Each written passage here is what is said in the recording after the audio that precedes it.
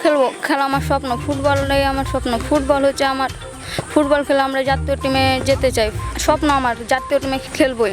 আমরা এক কথা বলতে চাই যে আমরা মানে নারী হিসাবে পিছিয়ে থাকতে চাই না। আমরা দেখিয়ে দিতে চাই মানুষকে যে আমরা নারীরা সব পারি, যেমন ছেলেরা সব পারে ঠিক সেরকম আমরা মেয়েরাও সব কিছু পারে। আমরা নারী বলে যে আমরা পিছিয়ে থাকবো এটা আমরা কখনোই না হতে দেবো না।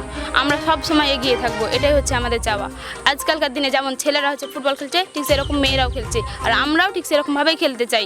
যেমন জাতীয় টিমে খেলছে আমাদের ঋতুপর্ণা চাকমা, তারপরে মারিয়াম মান্ডা, স্বপ্না আপু, আখি আপু, অবিদা আপু, এদের মতো করে আমরাও খেলতে চাই। আমরাও একদিন ওই জায়গায় যেতে চাই, এটাই হচ্ছে আমাদের স্বপ্ন। আমার স্বপ্ন আছে আমি একজন ভালো খেলোয়াড় হতে চাই। আর আমার আমার আমার বাসা থেকে আমার আব্বু আম্মু কেউ আমাকে বাধা দেয় না, কিন্তু আমার প্রতিবেশীরা অনেক রকম কথাবার্তা বলে। কিন্তু আমার আব্বু আম্মু আমাকে উৎসাহ দেয়, বলে যে তোমার তো বাইরের যে কোনো লোক যে যা কথা বলুক তুমি তাদের কথা কানে নিবা না, তুমি শুনবো না, তোমার নিজের কাজ তুমি নিজে করবা। যে এক কান্দে ঢুকাবা আর এক কান্দে বের করে দিবা। আর আর আমরা ছেলেদের থেকেও কম না, ছেলেরা যা পারে আমরাও তা পারি। কিন্তু মাননীয় প্রধানমন্ত্রী তিনি একজন নারী এবং তিনি চান যে আমাদের নারীরা এগিয়ে যাক, নারীরা কোনো অংশে যাতে কম না থাকে, যেমন পুরুষেরাও যেমন পারে নারীরাও সেরকম পারে। সে মাননীয় প্রধানমন্ত্রী আমার এগিয়ে যায় এটা বলেছে।